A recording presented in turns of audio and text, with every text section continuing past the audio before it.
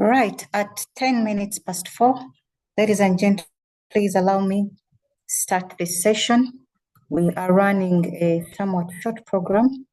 Apt, concise, we are getting straight to the point. I'd like to welcome you all this afternoon, you who have chosen to drop everything and to join us for this presentation.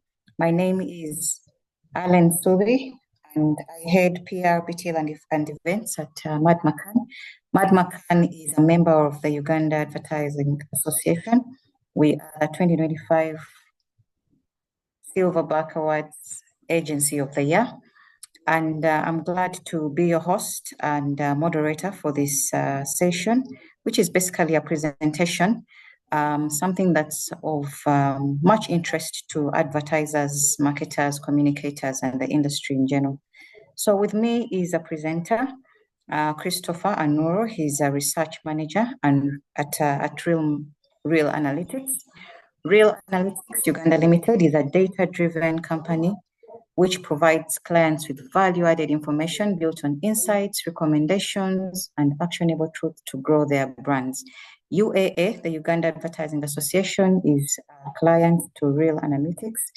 And sometime last year, like Christopher will tell us, some of us took part in a research that was conducted to inform some key factors in the industry, and this afternoon he's going to be presenting the research findings.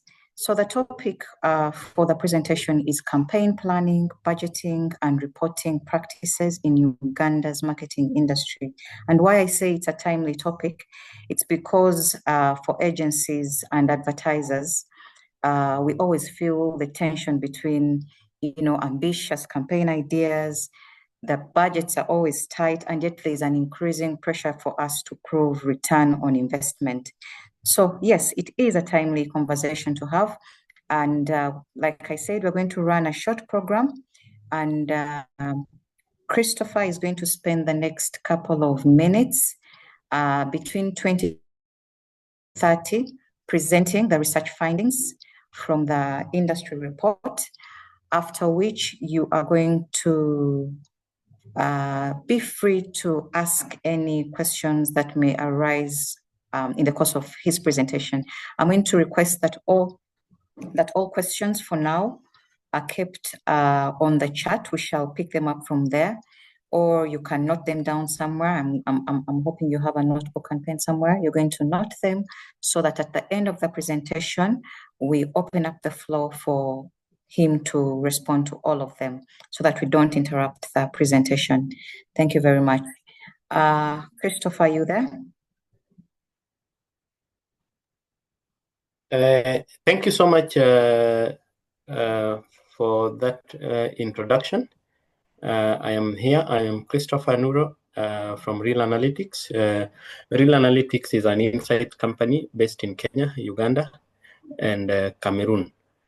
With me is Immaculate and Haron from ReelAnalytics. Before I start, probably maybe I should allow them to also just say hi so that you know they are Haron and I'm Immaculate.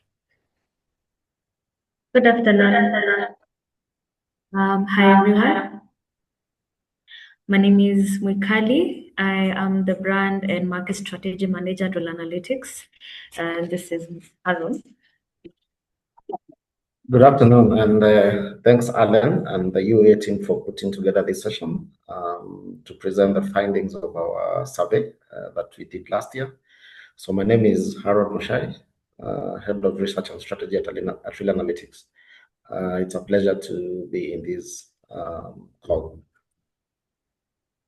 Thank you so much. And I know I also have a friend who actually asked to join, William. William, I know you're here with your team. You're most welcome. I know you're not members of the Uganda Advertising Association, but you are really interested in joining this conversation. You're most welcome.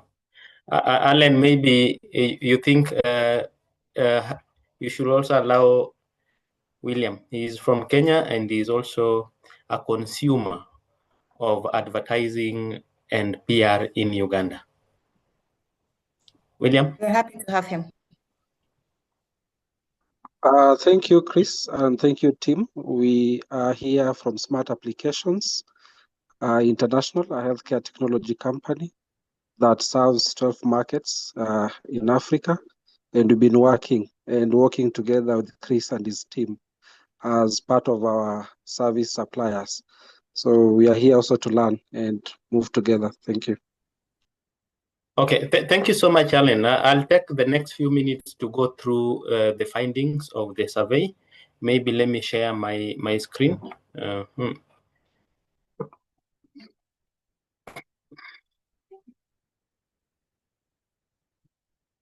Alan, could you confirm that you're able to see my screen? Positive. You're able to see the screen? Yes. It's Okay, displayed. Maybe you can display it on full screen. Yeah, that's what I want to do. Okay.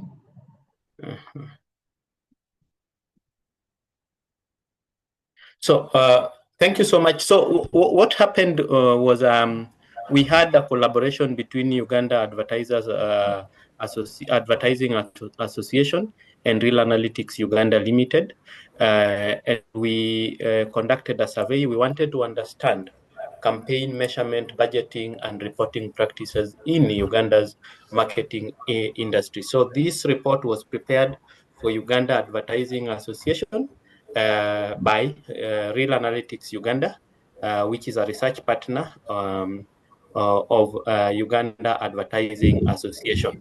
We were to actually present these findings at the Silverback Awards in November last year. But I know we were not able to be there, but we're happy to present these findings. So just like she had mentioned, it was mapping campaign measurement, budgeting and reporting practices in Uganda's marketing industry. Basically, what we able to understand is that Uganda's marketing industry is evolving, and actually it's significantly evolved with brands increasing, they increasingly adopting storytelling, influencer engagement, and experiential marketing. But then this creative growth is undermined by weak measurement systems and fragmented data structures. So basically, what we wanted was to identify what are the next, how measurement as the next frontier for linking creativity with commercial accountability. Because basically, you basically saying, let us be more creative in terms of how we do our marketing, how we do our advertising. But then with that creativity, do we have a measurement systems that is able to give you measurement in terms of return on investment and in terms of the impact of your campaigns? Basically, sometimes we say there is rage, but then rage versus impact. Any rage without impact basically does not help. But then how then do you measure impact? So sometimes maybe for politicians there is rage, for activists there is rage, but then sometimes what is important to the activist or to the politician is what was the impact of my rage. But then again, you are not just going to get this impact without measuring that impact. For marketing, it's not just the campaigns that you have outside there.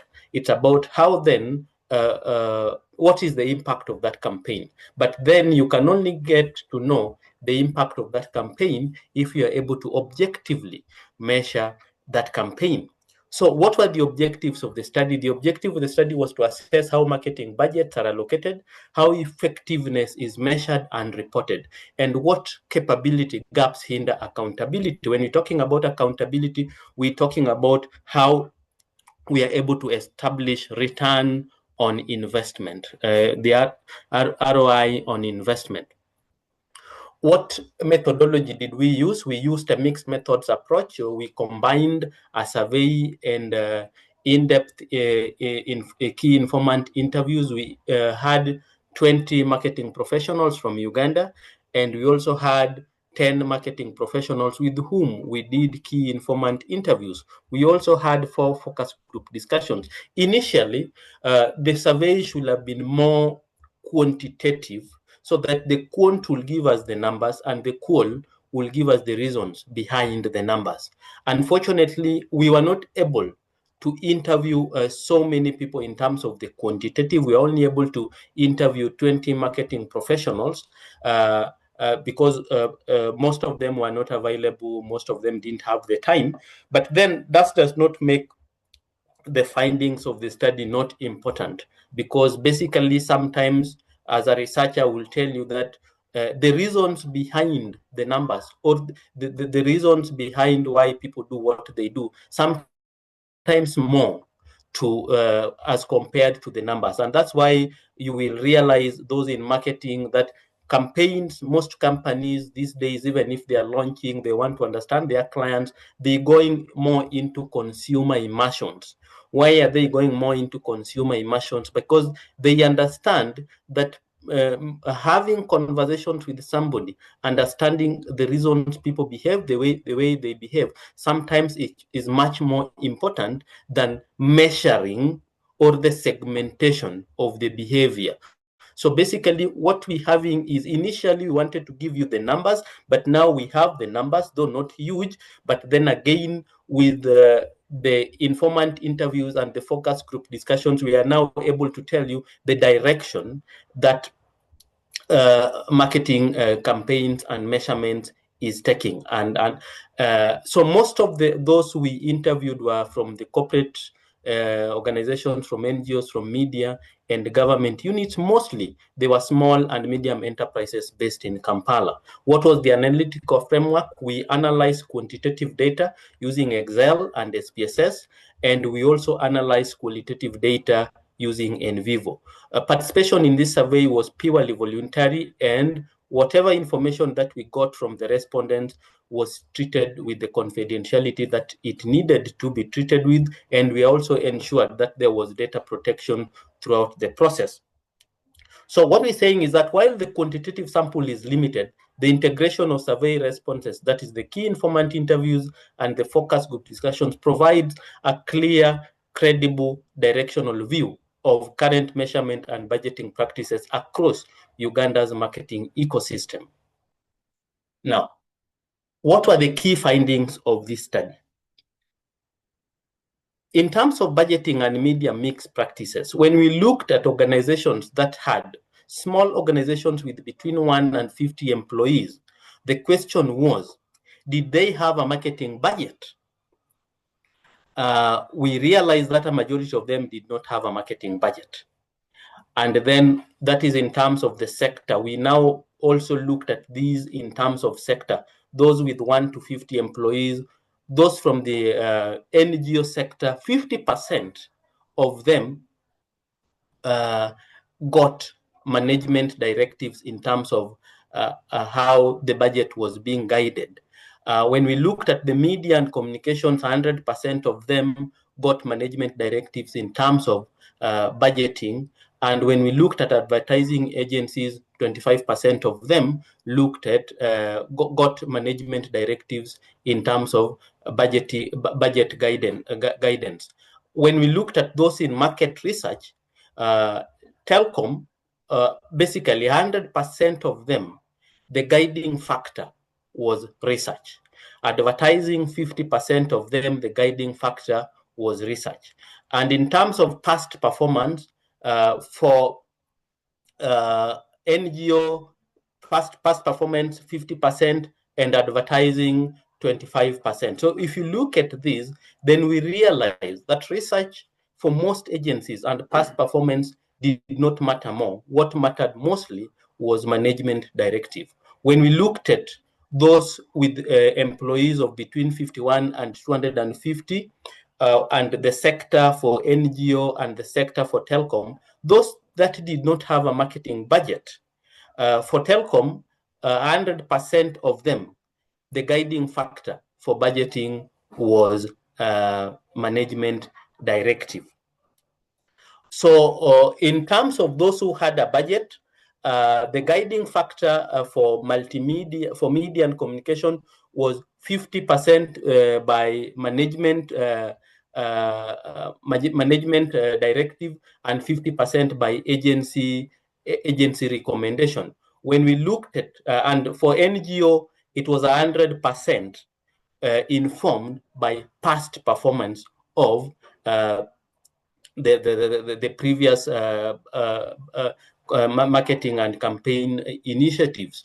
When we looked at PR, communications and advertising companies with between 1 and 50 and had got a budget, 100% of them, the decision was the guiding factor of how the budgeting was arrived at was based on a past performance. When we looked at large companies, those that had budget for government and regulatory sector, 50% was informed by management directives, 50% was informed by agency recommendation. For telecom and banking and finance, 100% was informed by management directive. The finding basically is that 40% of marketing budgets are directed by management, that is overall, 35% by past performance, and only 15% by research. So the overall finding was that a majority of marketing decisions are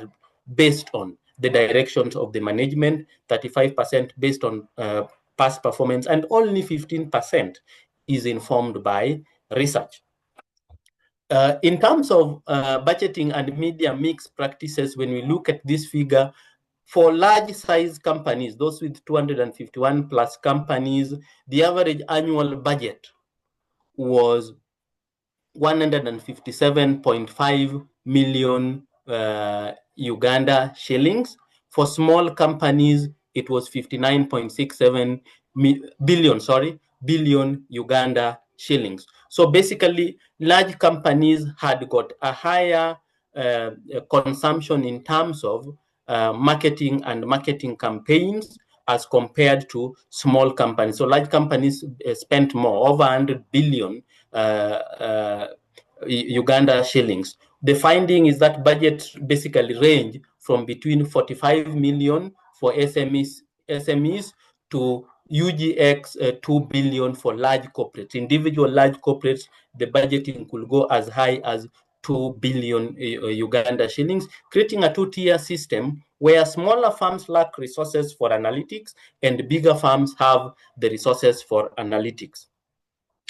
In terms of, again, we find that traditional media dominates, that is 65.9% of marketing budget is allocated to traditional media. Experiential marketing has got a 19.9 allocation, while digital marketing has got only 14.5% in terms of allocation. We have there's deep nuances in terms of the table when you look at how agencies basically mix their budget, PR, media, and everything. We have it in the table that you are able to see there. In terms of budgeting and media mix practices, overall budgeting remains intuition-driven and executive controlled. It's reinforcing a reactive planning. Basically, we're not going out there to really do research to inform budgeting in terms of what we are going to do. It's basically today, and the problem with the executive control is that when there is an executive change, then most likely there will be a change in terms of priorities for budgeting. The overall foresight is that data-driven budgeting and shared analytics platforms could democratize access and decentralization making and increase digital share beyond 30% within 5 years. Because currently what we're seeing is that digital share has only 14%. But like we will say later is that digital marketing is becoming the new thing, and probably it's even sometimes easier to measure than the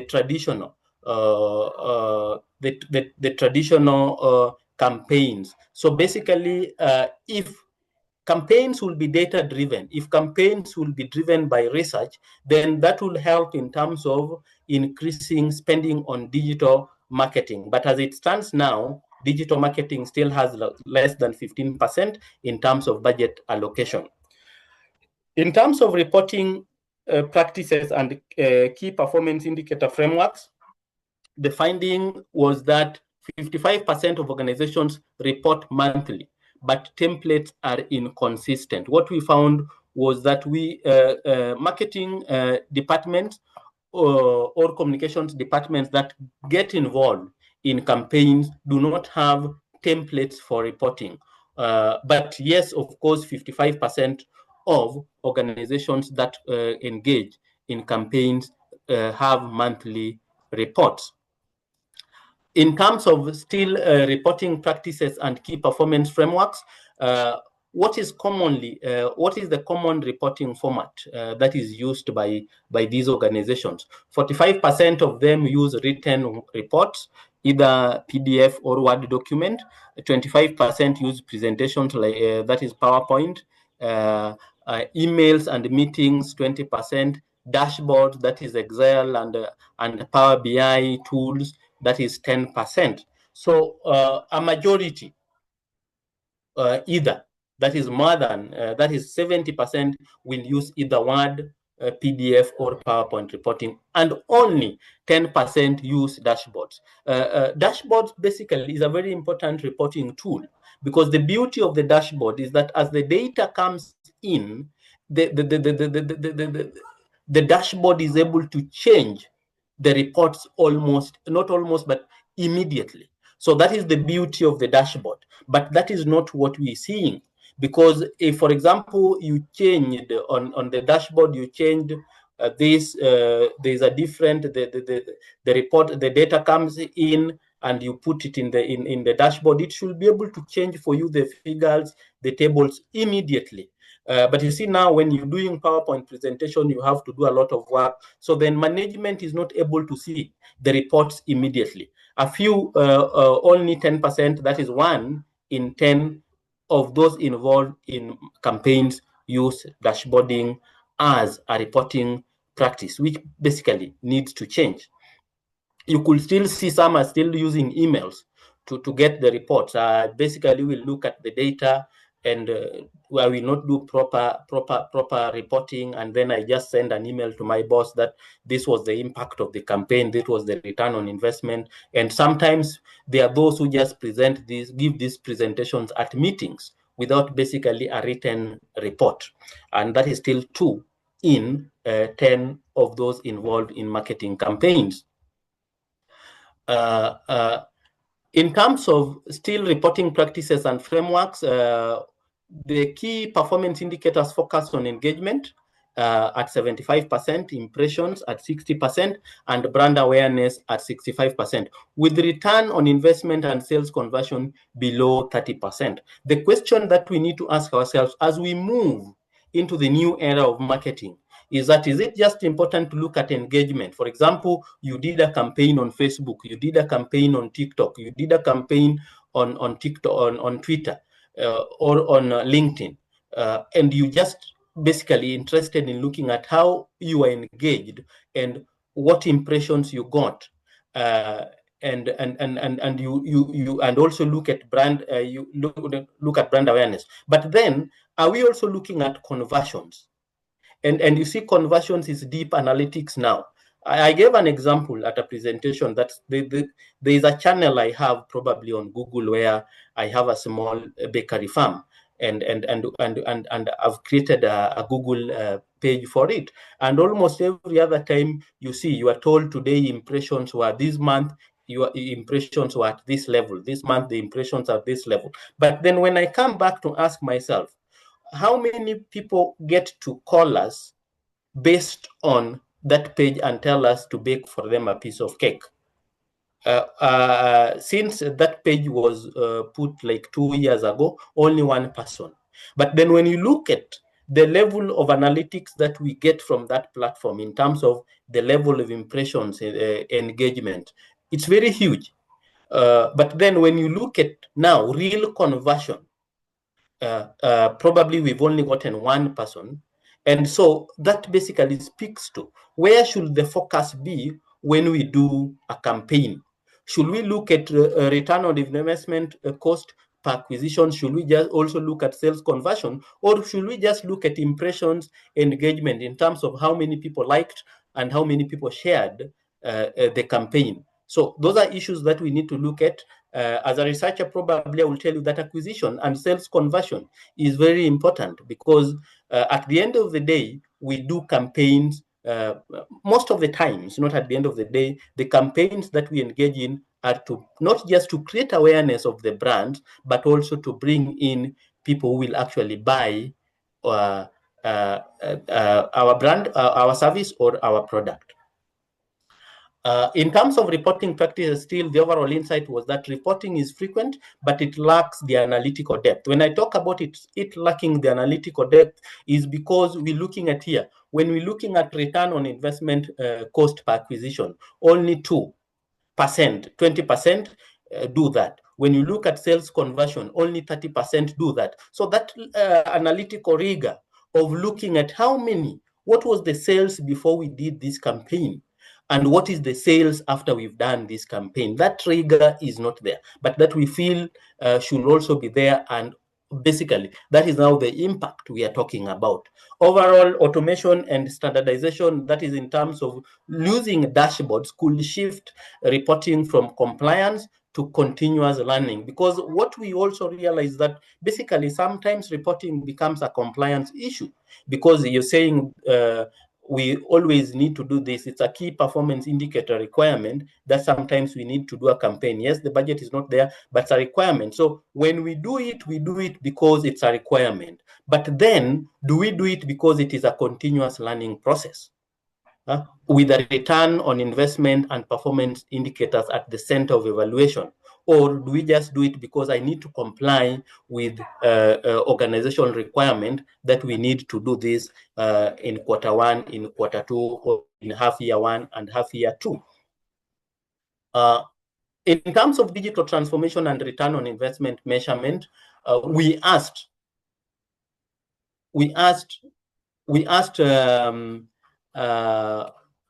what were the commonly used digital marketing tactics? And 15% of our respondents said they don't have any particular marketing tactic that they use. Search engines marketing was at 55%, influencer marketing was at 65%, and social media advertising was at 80%. So social media advertising and influencer marketing dominates digital tactics. Advanced tools like pragmatic or app advertising remain rare at less or at 10%. In terms of return on investment measurement practices, still traditional media was at 35%, that is equally, those who use both traditional media and digital media was 35%. Those who do not measure return on investment were 15%, and those who measure return on investment from digital media were 15%. So basically, still, the measurement for return on investment for traditional media is still very high, and for digital media is still very low. So basically, we still also need to focus on how we need to start to measure return on investment for digital media. I know sometimes it's very difficult to measure return on investment or digital media, because basically this is why we're talking about engagements and impressions. But then, do we talk about conversions? Only 35% of organizations measure return on investment across both digital and traditional media. We believe that this should basically be better than it is now. In terms of common analytics tools used for return on investment measurement, social media insights was at 60%, Google Analytics was at 50%, third-party tools, that is agency reports, was at 50%, in-house analytics tools was at 35%, and none was at 5%. Mostly people rely on Google Analytics at 50%, Meta Insights at 60%, or third-party dashboards, indicating dependence on external data systems. So organizations do not have their own dashboarding for reporting. So when they get report, they need to rely on third-party.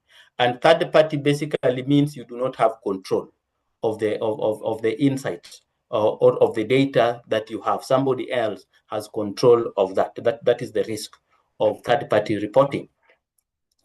In terms of digital transformation and return on investment measurement, overall digital adoption is very high, but analysis remains shallow and fragmented, often limited to vanity metrics. And I've mentioned about engagement and impressions. We are not going deep into really was there conversion in terms of the cost and what we got, or did we look at the cost versus the real return on investment? So overall, developing local analytics platforms and integrating cross-channel return on investment frameworks could strengthen data sovereignty and create a culture of performance measurements. Because currently, yes, we've not created that culture of performance measurements. It's starting to be there, because at least we are seeing there are people who are measuring even data, digital media, but we really need to create a culture where not only because we need to reach a point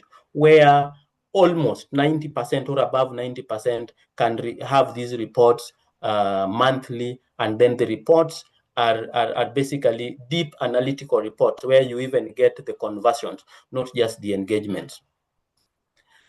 In terms of data access, analytical skills, and industry gaps, 15% talked about inaccessibility in terms of data. 15% also talked about, said it's somewhat accessible. Limited access was 40%, and very accessible was 30%. But then again, the question is, if you're talking about data access, analytical skills, not very accessible. Basically, when we are going to rely on meta-analytics, when we are going to rely on Google Analytics, basically the truth of the matter is, because these servers, we don't have control over them, then data accessibility becomes a problem. And when we talk about data accessibility, it's not just about being able to get the data. It's about sometimes the cost of acquiring the data. For example, ReelAnalytics has the data.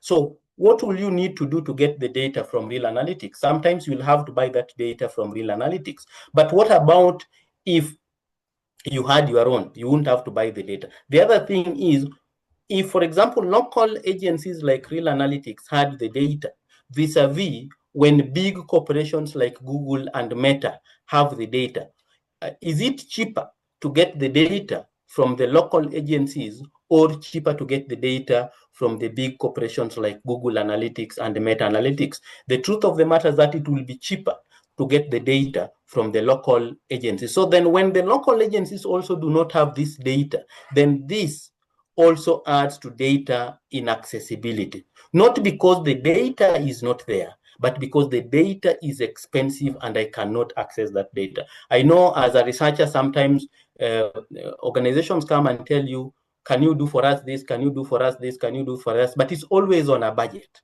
Sometimes you're not even able to do what they want. I know sometimes somebody will tell you, could you look at what is happening? There's a radio station in Turkana, the far north, and they want the media consumption habits for that radio station. And because we need to go there and get that data, it becomes expensive, because you have to charge these people. So sometimes inaccessibility is not that the data is not there, but it's because corporations or organizations may not afford the cost of acquiring that data. So that also makes the data inaccessible, not because it's not available. Yes, it is available, but it's not accessible for us because of the cost. When we look at priority capacity building areas, there are 50% of our respondents have prioritized data analytics training, which is very good for the industry, that we're looking at how we are going to analyze that data, how we are going to develop insights from that data. 20% are prioritizing return on investment measurement. 15% are prioritizing digital marketing evaluation skills, and 10% are prioritizing use of media planning tools, and 10% are prioritizing reporting and communication results. But I will, if I were to advise, then I will urge everybody that basically we also need to look at how we measure, because basically when we do campaigns, it's not just about the analytics alone. It's about how do you get the return on measurement, on investment measurement skills. So basically also that needs to be prioritized, not just data analytics. It's good 50% are considering data analytics training as a priority area. What are the key challenges in terms of data access, analytical skills, and industry gaps? The key challenge is lack of reliable local data sources. Sometimes even as agencies, we don't have this data. The other thing is the cost of acquiring the data. I had mentioned that in my when I was talking about the previous slide, that inaccessibility sometimes also comes to the cost of acquiring data. Then inconsistent reporting standards. For example, we have the data, the same data, the way the data is reported is totally different. So when there is inconsistency, ensures that we cannot compare. So comparability becomes a problem when there is inconsistency in terms of how data is reported or insights are reported. There is limited technical expertise at 30%, and then there's also limited tools, software to do data analysis and to do insights presentations. So those are the main and key challenges that the industry faces, and I can see some of them the industry has started to deal with, that is data analytics and use of planning tools. Those are some of the things that there are organizations that have started to prioritize moving forward. So what in terms of data access, analytical skills, and industry gap, the overall insight is that analytical literacy and reliable data remains the weakest links in Uganda's marketing ecosystem, restricting both accountability and benchmarking. The overall insight again is UAA can address, foresight, sorry, again is UAA can address these gaps by establishing a media insight observatory, promoting data governance standards, and partnering with universities to embed analytics certification in marketing education. You've seen probably what's happening in the West is that analytics certification, and some of them have come to Africa, has become the in thing. And with the analytics certification, what it helps with standardization in terms of reporting and in terms of the pathway for analyzing data. Because if 2 or 3 or 4 people have had the same certification, it means they have gone through the same process of data analytics, the same process of developing insights from the data, and the same process of being able to either build dashboards or report the insights or create similar templates for reporting. So in terms of industry collaboration and reform, we looked at it in terms of themes. And the first theme was measurement tools and infrastructure. And the description is that there is need for better, affordable, and efficient tools to track campaigns. There's somebody who said set up measurement tools and personal to make research about the campaigns to make sure they spend on the right advertising medium. That is a direct quote from somebody. In terms of audience measurement, audience understanding and targeting, the description was importance of knowing and targeting the right audience for easier measurement. When you know your target audience, it's easier to measure. If you do not know your target audience, it becomes very difficult to measure the impact of that campaign. So understanding companies, audiences, so that it's easier and cheaper to measure. The market and advertising people should pay more attention to the quality of audiences they target. Some are easier to measure, others are hard to measure. For example, if you understand, there's a survey we've done about Gen Z and Gen Alpha to basically predict the future behavior of the youth. The study established that the way they behave is totally different from the way millennials behave. So if you do not understand the way Gen Zs and Gen Alpha behave, you may not be able to correctly measure the impact of your campaign, because you may think you are dealing with millennials or boomers, but boomers and millennials behave differently. So it's important to understand the audience. And sometimes, again, that's why we're saying in as much as campaigns should be the same, you will realize even measuring campaigns in Uganda may be slightly different from how you measure campaigns in Kenya, because the audience in Kenya is totally different from the audience in Uganda. And even in Uganda, the audience in Kampala is totally different from the audience in the north. So the first thing is for those who are conducting campaigns to understand their audience. The moment you've understood your audience, it's easier to measure that audience. Skills training and capacity building, we need to address the skills gaps in analytics and evaluation among professionals. And it makes me happy that I've seen organizations prioritizing upskilling in terms of using tools, in terms of analytics, and in terms of even building insight. So it makes me happy that that is currently being addressed. Maybe the scale is limited, but we can improve on the scale. Data sharing, probably, this is where now as an industry, overall association, we will come in is you can call for open, shared, and affordable access to marketing data. So shared database for marketing can help. But then again, that really, when we talk about sharing, sometimes there are issues. And so here is where we need to come in with a committee that will help. So then the issues of distrust are dealt with, organizations can be free to share. But without that, without an arbiter or without an umpire, it will be very difficult to have an open data source. But sometimes open data source is very important for the industry. Collaboration and institutional support, there is need for cooperation among agencies, media houses, and institutions, so that we do not just look at ourselves as competitors, but sometimes we need to have industry committees to work on the same things. Trust and transparency and standards, we need to improve trust in data and standardizing evaluation. How do we improve trust in data? This comes back to us agencies. Basically, I tell people, when I send people to the field, I tell them that when you give me data, if I send somebody to collect data, to administer the same questionnaire to the same person, they need to get the same thing.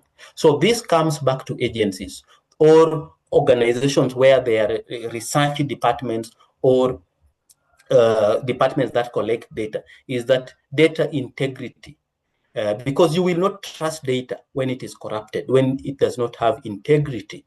Data integrity is very important. So we need, as agencies, we need to be very open when we are contracted by our clients. We need to collaborate with them when we are going to the field. We need to allow them to go to the field with us. When they want the raw data from us, we need to be able to share that raw data with us, because I know they also have analytics teams in their within the organization that can also look at the same data. So this will help with building trust, transparency, and standardization in terms of, we have a client basically with so many subsidiaries. The other day, they invited us, told us that really we want to have a standardized way of measuring NPS so that it can be compared.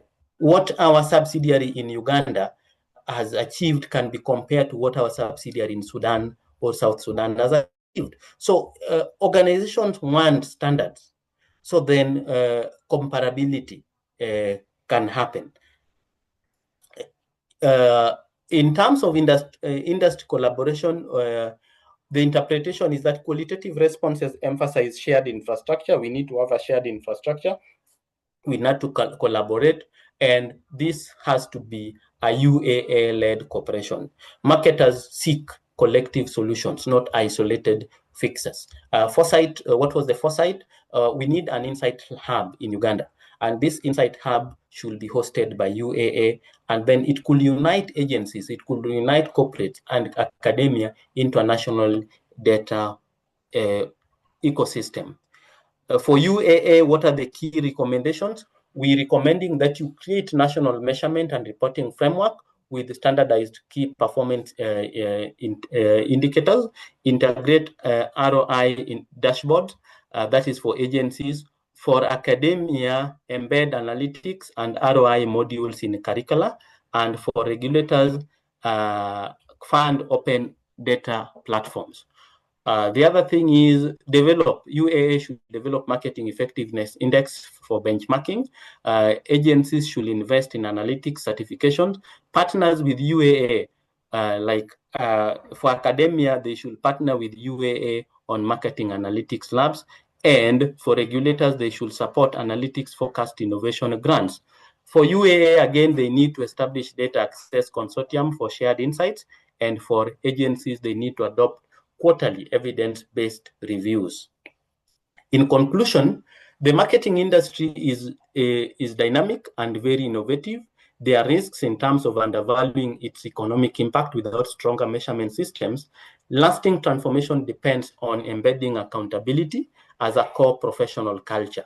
With UAA's leadership, we believe the sector can shift from activity-based to evidence-driven marketing, position Uganda as a regional leader in data-informed creativity. Thank you.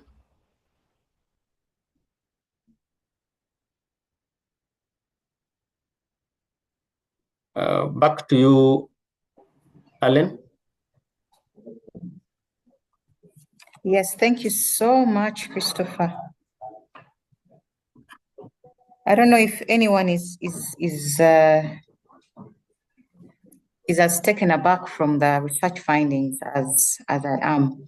Actually, I was going through it earlier, and number one, I was surprised that as advertisers, we did not participate in great numbers because this is a platform that would help us not only to keep to contribute to the information we're putting out, but also to be heard, for us to be heard.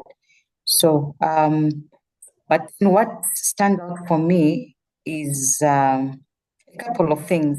And before I open the floor for everyone else who has questions, I want us to go through some, maybe two, from the things that have stood out for me, Christopher, if you don't mind.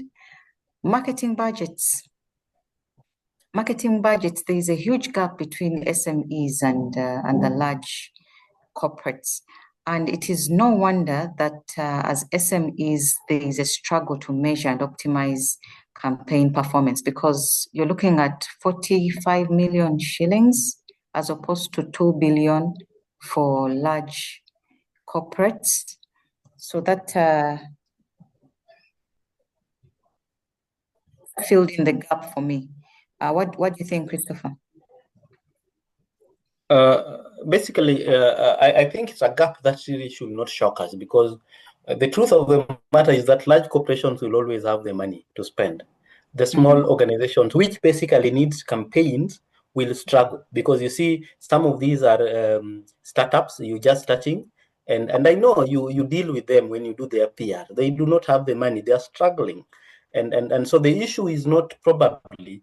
I will have a problem if they were not willing to spend.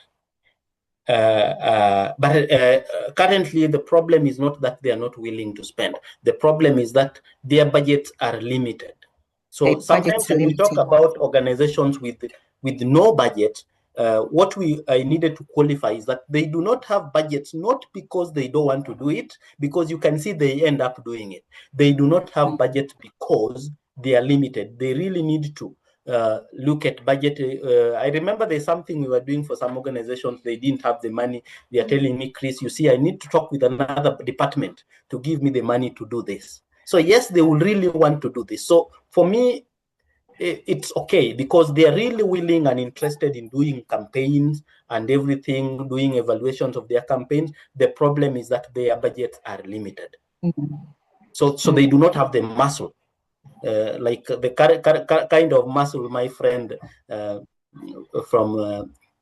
from Smart Applications International will have, probably is not the same muscle that probably ReelAnalytics will have in terms of when we are doing campaigns. So that is the issue. For me, the good thing is that in Uganda, and I'd mentioned this, is that campaign evaluations have become the in thing in Uganda, so that everybody wants to do a campaign evaluation and everybody wants to do a measurement. The problem is not wanting to do. The problem is I do not have the funds, and or probably maybe I do not have the proper data to do what I want to do.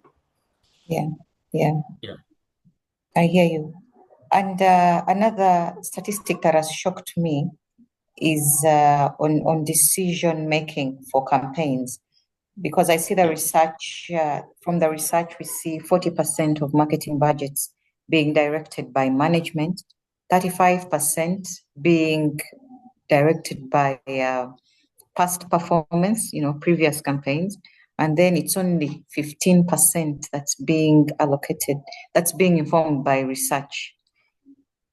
So Christopher, maybe you can inform the audience how then this affects campaign planning decisions when it comes to reporting, because you see the biggest percentage is being directed by management. Only 15 is being informed by research. So basically what I would say is that if I were to isolate the core weakness, it's that campaign planning in Uganda is still largely intuition driven rather than insight led. And the weakness with intuition driven, and I think I'd mentioned it in my presentation, is it depends on the personality of the management or of the executive in charge.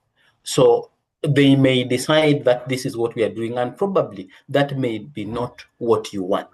So the risk with intuition-driven marketing planning is that it does not help the organization solve the problems they seek to solve. What I had said is that it's good in terms of compliance, but it is not good in terms of, are we doing this campaign? If, for example, let's look at it this way. Campaigns will have different needs. There's a campaign that will need to create brand awareness. There's a campaign that will need to create a brand consideration. There's a campaign that will need to increase sales. So if you do not plan those campaigns based on data, you will not get what you want. For example, if I want to create visibility, I need to know who is the audience. I need to understand what the audience currently perceives. And sometimes I know when you do PR for organizations, even before the campaigns are outside there, sometimes you bring in people, you bring in an agency like ReelAnalytics, and you tell them, can we even do ad testing and see how that campaign will be received outside there, rather than let us just do ad testing or let's just do this campaign without ad testing just because we need to do it. The executive has decided. Because if the executive were to allow this to be research led, sometimes you will realize that sometimes the problem is not even the brand awareness. The problem that the organization has is totally different. It could be consideration. The awareness is up there, the top of mind awareness is up there, but what you lack is brand consideration. And as a PR expert, you will know the approach I will take when I'm doing a campaign for a top of mind brand awareness is totally different when I want to make people to consider my brand, to consider, or when I want to do this to retain, when you realize people are leaving. So sometimes that's why I'm saying the problem with intuition-based campaigns is that it does not tell you. It's like going to the doctor and then you are telling the doctor, I have a headache, I have a fever, and then the doctor through intuition tells you, or you tell yourself, I have malaria. Then you go and take anti-malarial. But why do people do diagnostics? You do diagnostics so that you understand what the problem is. So then when you're doing a prognosis, you do a prognosis based on you understanding the patient. So sometimes what happens is that we do not understand the patient, which is us as an organization. We need to know that we are a patient, we need to understand ourselves, and we need to understand our audience before we go outside there. So that is the risk of intuition-led campaign evaluation. Yeah. And that understanding only comes by research. Yes, of course. So Christopher, I'm going to engage you a little bit more because I see no questions from the audience, and yet I have mine. I have some more to, and I'm hoping that they're also informing the audience. I can see Gloria Mwasigi raising a hand. Okay, admin, could you help us there? Gloria, I think there's Gloria Mwasige. Mwasige, I hope I've pronounced it properly. Gloria, kindly Okay, unmute. Can you hear me? Yes, I We can. All right, great. Good evening to you all. Good evening, Good evening. Gloria. My name is Gloria Mwesije from Smart Application International. All right. Yes, go ahead, Gloria.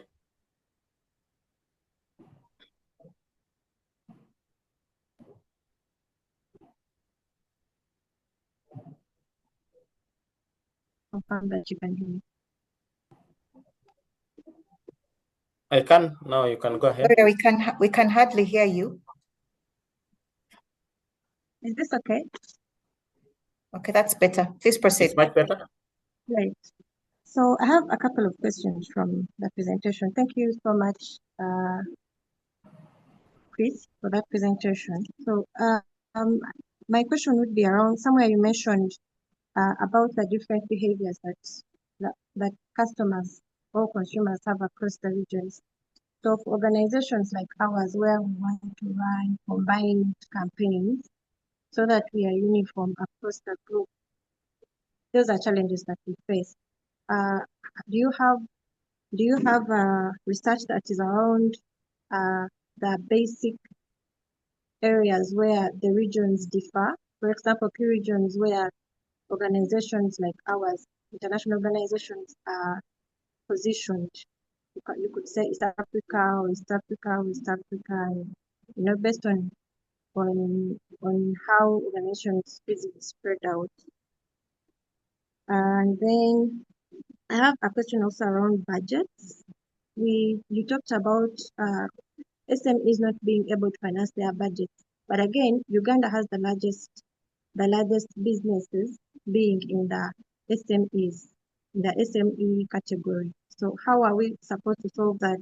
Are SMEs only relying on the businesses that come into their organizations, or are they also investing so that they have extra money to finance these budgets? Because marketing has become, it's no longer an option. But again, it's still being looked at as an option because does not bring in revenue tomorrow. So is it something that we could also look at when we are trying to engage these organizations or maybe agencies so that they are able to probably consider other avenues to strengthen their businesses so that they are able to look at growing their brands or marketing budgets in that case. And then when it comes to allocating these marketing budgets, you've told us where we are falling short. Where should these marketing budgets come from your research and observation? And then how should they be decided exactly? What should be the determining factor of these budgets that are currently being mostly determined by the decision makers? And then after we identify where they should come from, what percentage is required and at which level of growth? So if I am a startup or if I am an SME, what percentage should I allocate to marketing from the revenue that I'm making for the organization? And then if I'm taking off, what percentage? Should I reduce the percentage I've been allocating? Should it increase? So from your analysis, are you able to address that as well? That's it for now. Thank you. Thank you so much, Gloria. In terms of consumer behavior, I just want to give you an overall view of the ecosystem in terms of, I know for example, yourself, you are in the IT sector in terms of what you offer. I can tell you that one of the things that will inform your offering is the existence of a telecommunications infrastructure. And if you look at, for example, let us do a comparison between Kenya and Uganda, you will realize that maybe mobile phone penetration, smartphone penetration in Kenya is much higher than in Uganda, and mobile telephony and telecommunication is better in Kenya than in Uganda. So those are some of the things that you really need to understand. If you're going to sell a product like the one you're selling, you need to understand how many people can basically acquire this app, because you have an app. And you need to understand how many people in Uganda can acquire that app, rather than just going outside there and thinking that Uganda is like Kenya. And then, yes, Uganda's population is same as the Kenya's population. But how many people can basically use that app? Then even if you're going to use the system using a USSD code, you need to know how many people have feature phones. So those are some of those are the general overall characteristics of the consumer that needs to inform. And that's why I'm saying we need to start with understanding the consumer. We may do a desktop analysis, and sometimes, depending on budget, we can now become more analytical and send researchers or research agencies to do for us custom market research to now basically understand the consumer from the direct raw data, primary data and not secondary data. But if you look at the ecosystem in terms of your offering, there are so many. You could see the difference in terms of that ecosystem in Uganda and in Kenya.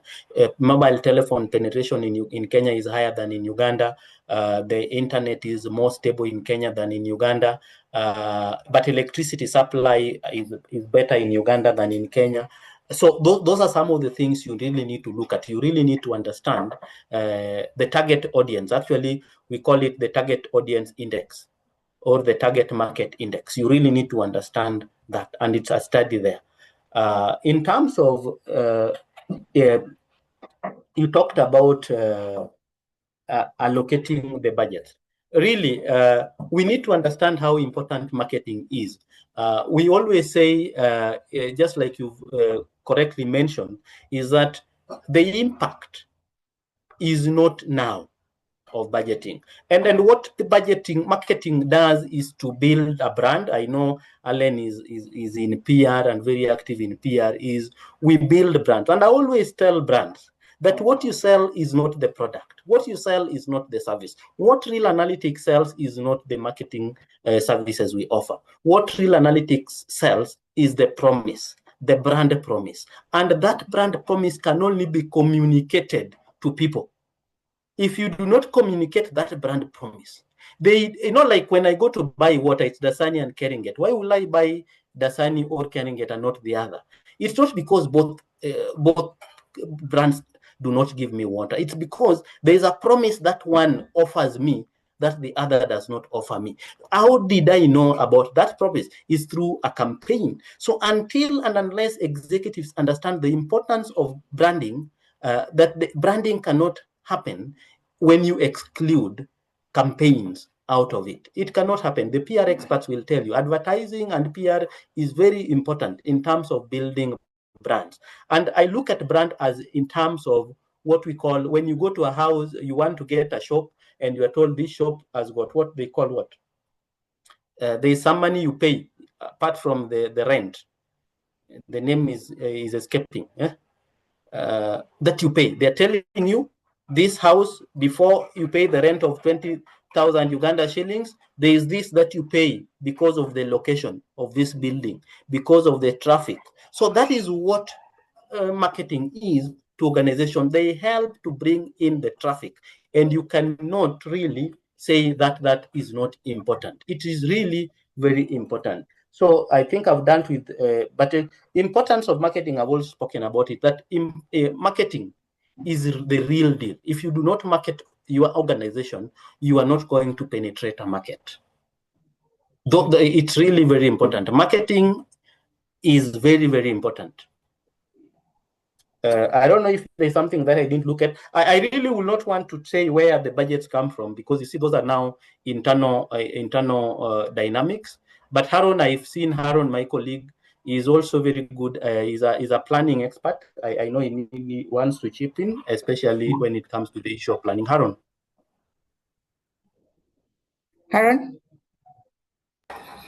Yeah, thanks, Chris, and thanks, Alan. I just wanted to circle back on some of the glorious question there, and Chris has put it very well that marketing is really not it's a no-brainer. You have to put money on the table, and I think the term that Chris was looking for there is goodwill. So you need to buy that goodwill from your customers or from your target market.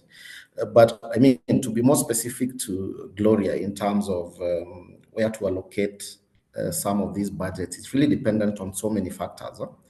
And number one is you can look at your industry. First of all, very competitive industries, of course, will call for larger media budget. If you're in the FMCG, the telcos, the banking sectors, as we've seen in our data, these are areas you can't really ignore to be allocating, significant revenues or shares of revenues to your marketing budgets. Again, in smaller or in almost monopolistic industries or industries that are not very competitive, you could find that marketing budget could be lower for those organizations. So it's important to understand the sectors that you play in. But of course, what we've seen from industry reports in our region is somewhere between 5 to 10% of your revenues. But then again, this is dependent on those factors: your type of industry, the type of products that you offer, and also you need to track the media. Like what ReelAnalytics offers. So you need to track what other people are doing in your space in terms of marketing. That's why you have these media monitoring reports, which give you what you call share voice. So you can't have a competitor really outperforming you in terms of media SOV and doing nothing. So you need to come up with budget to sort of counter that sort of competitor activity. So there are varied factors in terms of how to determine your marketing budget, but I think those are some of the most important points.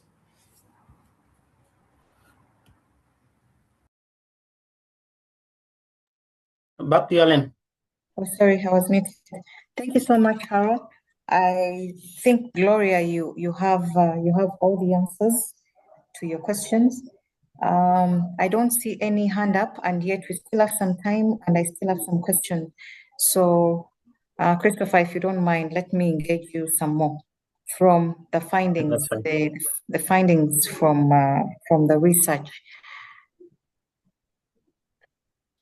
Another thing that was a bit unsettling.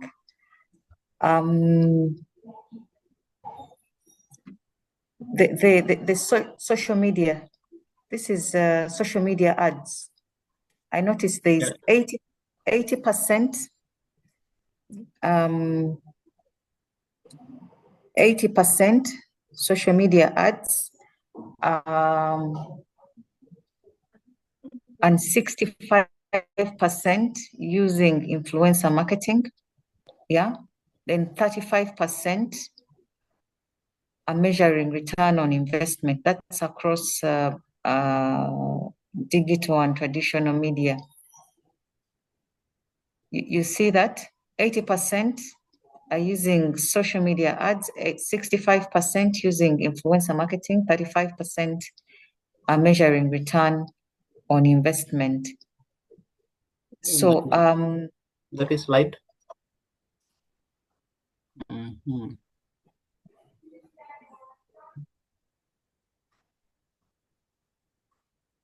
Sorry. I'm trying to.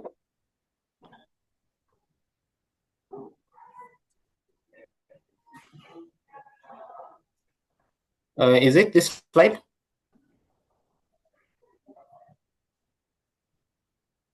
You're not sharing. Oh, sorry. Let me share.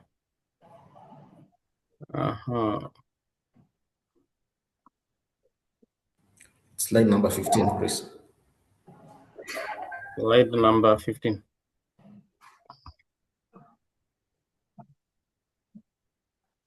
Influencer marketing, 65%. Social media advertising, a high 80%. So for me, what it looks like really is that organizations are adopting digital tactics faster than they're adopting the measuring discipline. So we are investing quite a bit advertising using digital platforms. We have appreciated the power of influencer marketing. We are doing it. But when it comes to search engine marketing, it's 55%. And then the 15%, going to, organizations they don't use digital marketing tactics. Yeah. Yeah, what do you think? Because for me, what this looks like is a lack of appreciation for the return on investment. We are open to investing, but then we are not paying for, and it's no wonder that it's the Uganda Advertising Association that can actually get these reports from you. And then it takes me back to the earlier statistic of companies not using research to inform their budgeting. So you can speak into that. So basically, what you could see, and we had mentioned, is that the advertising industry in Uganda is very dynamic, and you have basically adopted digital marketing. You've seen in terms of social media, in terms of influencer marketing. But then when you look at how we measure, or when we're looking at accountability of these platforms, it's not there. And so the only way we do accountability when we use these platforms is mostly through engagement and through impressions. As a PR expert, and I know also as a planning expert, Aaron, my colleague is here, he will tell you that when you look at impressions and you look at engagements, the number of likes, do they convert to impact? Because sometimes there is rage, and how do you convert that rage into impact? And sometimes if you do not measure whether that rage was really felt, then you cannot turn that rage into impact. And so that's why we're saying it's easier to measure traditional media, because the number of traditional media, the number of people who will basically watch this and this and this and this, what is happening. And basically, because we use also the traditional methods of measuring return on investment. But then it's more difficult to measure return on investment on social media, because until and unless because for social media, assuming I'm using Kansime, let me give an example of Kansime as an influencer for that brand. What you need to understand is, of the followers of Kansime may have 5 million followers. But then if you are not able to convert these 5 million followers and get 2 people who sold, so how will I know that those who bought from me came from Kansime? What you would likely to get is the impressions, the likes from Kansime. But then there needs to be a way of knowing and understanding that these are people who actually were directed because from watching Kansime's content. From watching Kansime's content. And that also takes us back to, how do we evaluate impact? Because when we evaluate impact, now when you're going to evaluate impact of social media campaigns, you are not going to evaluate impact by just looking at the number of sales. You need to go back. And in as much as we do this through media monitoring, but now when it comes to social media, we also still need to measure return on investment by also doing another research.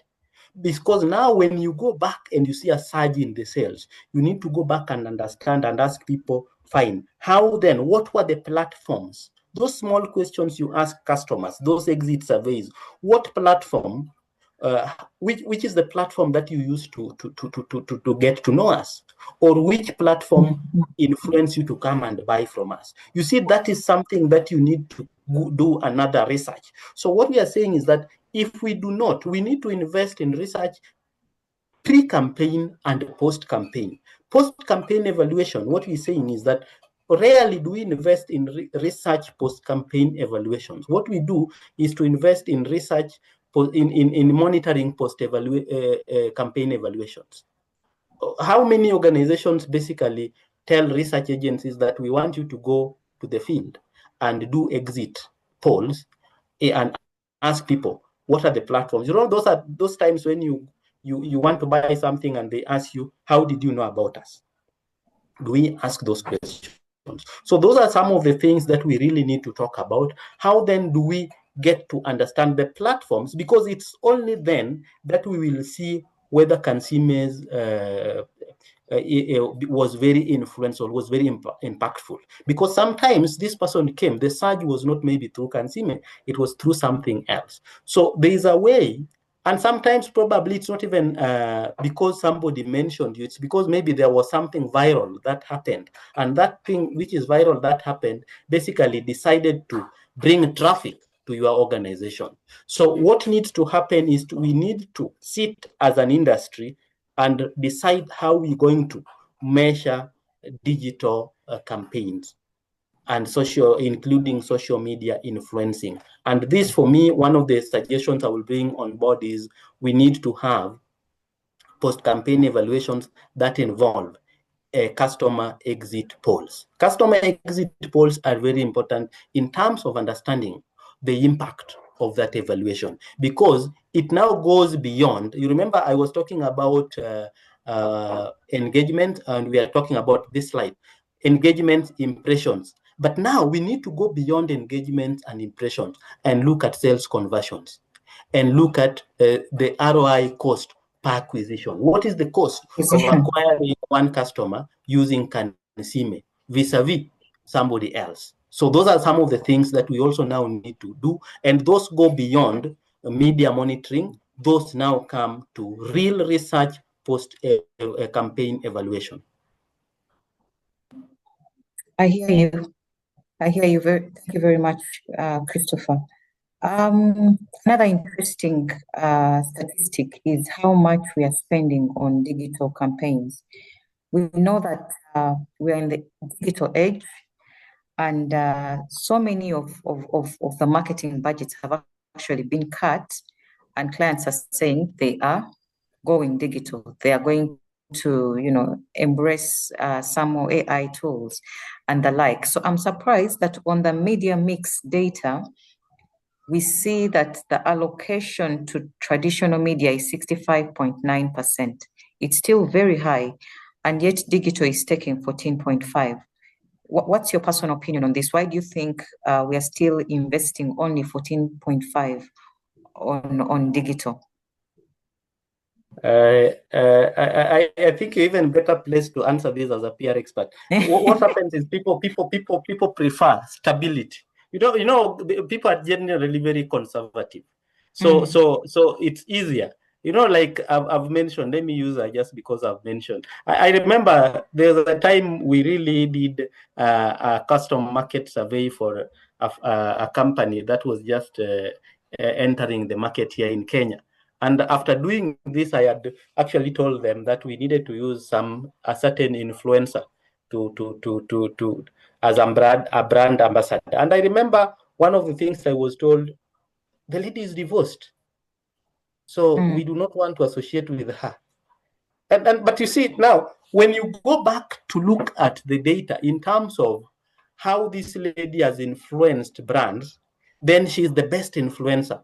But just because of the tag. So the way sometimes we executives look at influencers also affect the budgets they give for influencers, because there are certain influencers executives do not want to associate with because they bring in the cultural issues. They look at an influencer and they will ask, is Alan married?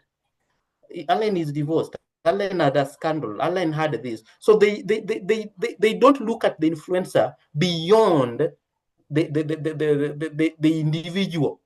They do not want to look at the influencers as corporate. What value they have to offer the brand. Yeah. And what value they have to offer.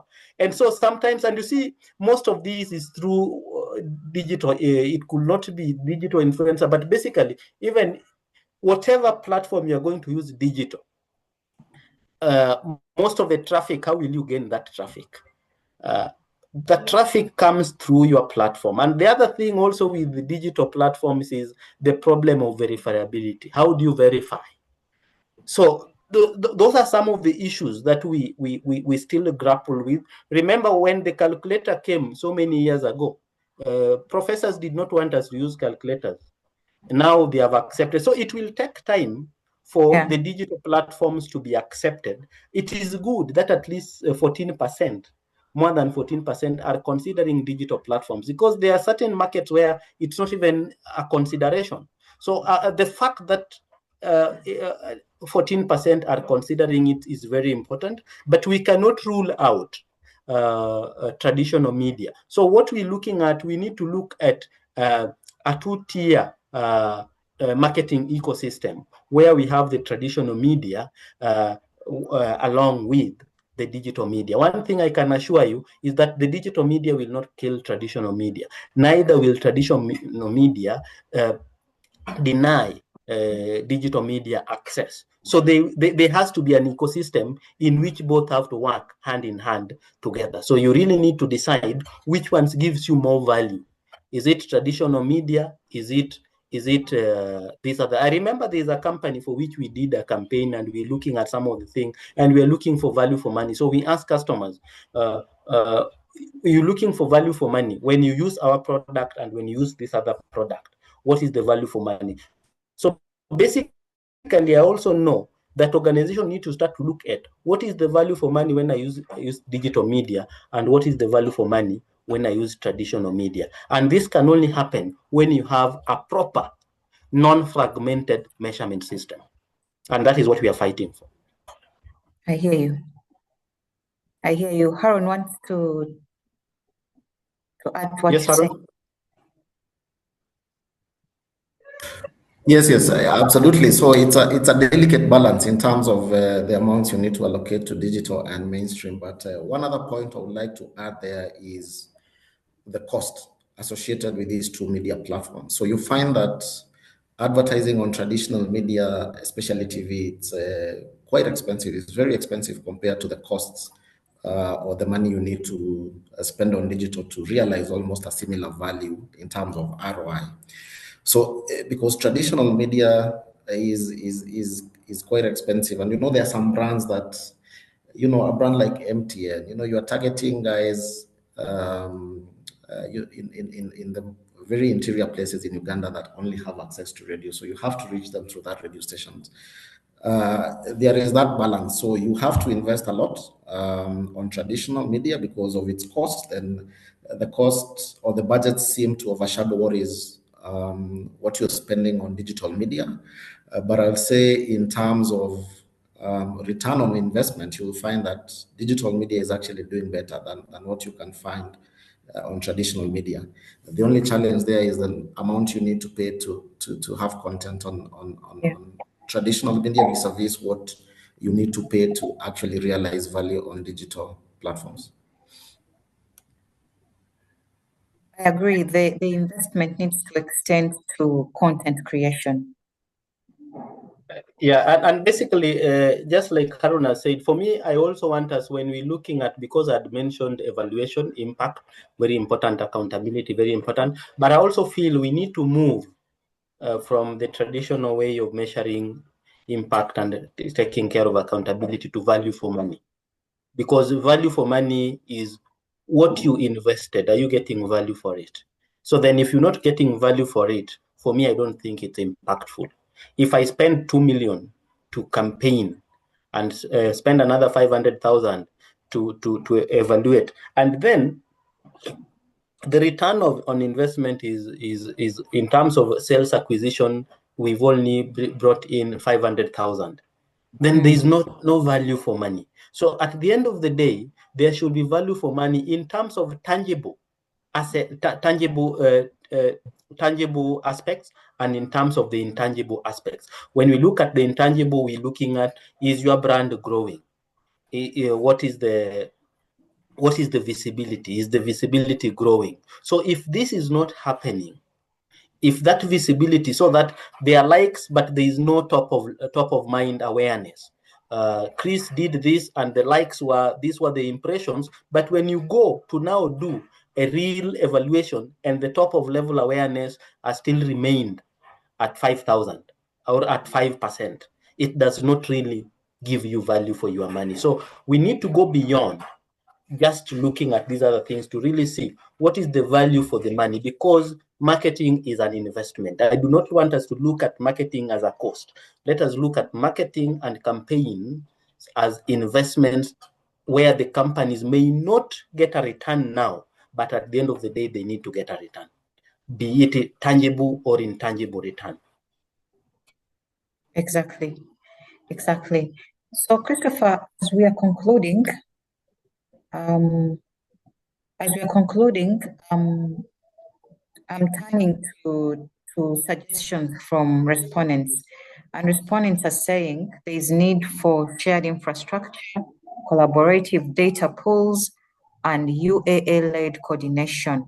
What do you have to say about that as we conclude? The need for industry collaboration and how it's becoming a measurement necessity. Very important. If you go to, for example, let me give you an example of what's happening in audience measurement, for example. In audience measurement, because of we've realized that there has to be a shared infrastructure. The reason we've had to have a shared infrastructure is because of the cost. So basically, even here we are saying there needs to be a joint industry committee, the JICs, the GICs. And so if the GICs is brought, is led by UAA, which is an umbrella body of industry professionals, then we have a GICs. So the GICs will have the umbrella body, it will have the professionals, their representatives, it will have the representatives of the clients, from the also from agencies in terms of agencies like yours and agencies like ours. So that is the way to go, so that we have a joint industry collaboration that will help, even in terms of how we measure, so that there is a standard rubric of measuring if you did this campaign, or for example, there is what we call event advertising. Yes, which is very important. How, for example, if there is a marathon, maybe a Stanchart marathon in Uganda, and somebody did campaigns during the Stanchart marathon in Uganda or Kampala, which is an event advertising. What needs to happen is that we need to have a standard rubric of everybody measuring the impact of their presence there, of their visibility there. And for us, we will actually agree with what the respondents are saying, that we need a joint industry collaboration in terms of building the standard, or in terms of standardizing the reporting templates, in terms of building the way we get the data infrastructure, how the data is acquired, and in terms of helping to build trust in terms of the data that you get from agencies like us, research agencies. So advertising agencies get data from us, clients get data directly from us. Sometimes they get data from us through agencies. There needs to be that trust, and advertising agencies, research agencies, and our clients or your clients need to come and work together. Because the professionals understand, you understand this as a professional, I understand the other bit as a researcher, but then there is what the client needs. And there's a way in which the client needs what they want. So basically, we need to come together as an industry and work. So then it is not isolated. We are saying, let the professionals be there. You need to hear from your clients what they need. Then as we also need to hear from you, because you are the advertising agency, most of the times you are our clients. We also need to tell you this is the way to go. Then we have a joint initiative of how we are going to do media advertising evaluation moving forward. I hear you. Very, very aptly said. Thank you so much, Christopher. It's been a very engaging time with you and with Haron and everyone else that's been able to join us. I want to thank you so much. Key takeaway for me and for us really is that from this research, we have seen that the issue is not creativity. Agencies are creating, the admin are creating, but it's really about our planning discipline, our budgeting alignment, and our reporting culture. I know that we shall be in position to come up with better campaigns when get the allocation for the budgets even better, when we better plan and we better measure for our campaigns. So thank you so much once again for joining us, ladies and gentlemen, and Christopher, thank you so much. I'm sure that Liz at Uganda Association will let us know if this research is open for sharing, or it will be made public to the members. Yeah, that's communication that will go out later on. But I would like to wish you a happy Valentine's Day and a happy weekend. Thank you very much. Thank you so much, Alan. Happy Valentine's too. Enjoy the rest of your evening. And as ReelAnalytics, we open to working with the association. We want to collaborate with the association, not just because of this. Basically, we are coming to Uganda again the week after next week.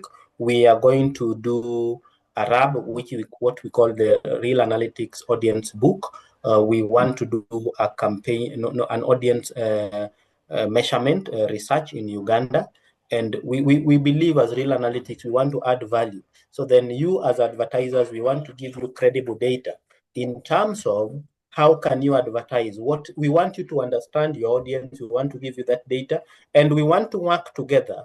We are inviting UAA to work together with us, because you see, you are the advertisers, you are in advertising, and you need to understand when Chris, this person is important in terms of measuring audience. And then we are moving from the LSMs to the socioeconomic classes. So then we want to go beyond just looking at Allen in terms of the LSM, but we want to look at you in terms of your socioeconomic status, because the LSM will tell me that you have a car. But you see, it will put you in the same level as William, who has, for example, maybe you have a Toyota Prado, and maybe William had a Bentley. LSM will put you in the same category.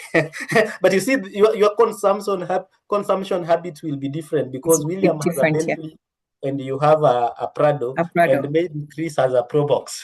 But you see, the LSMs will put us in the same category. Yeah. So some of these things are this.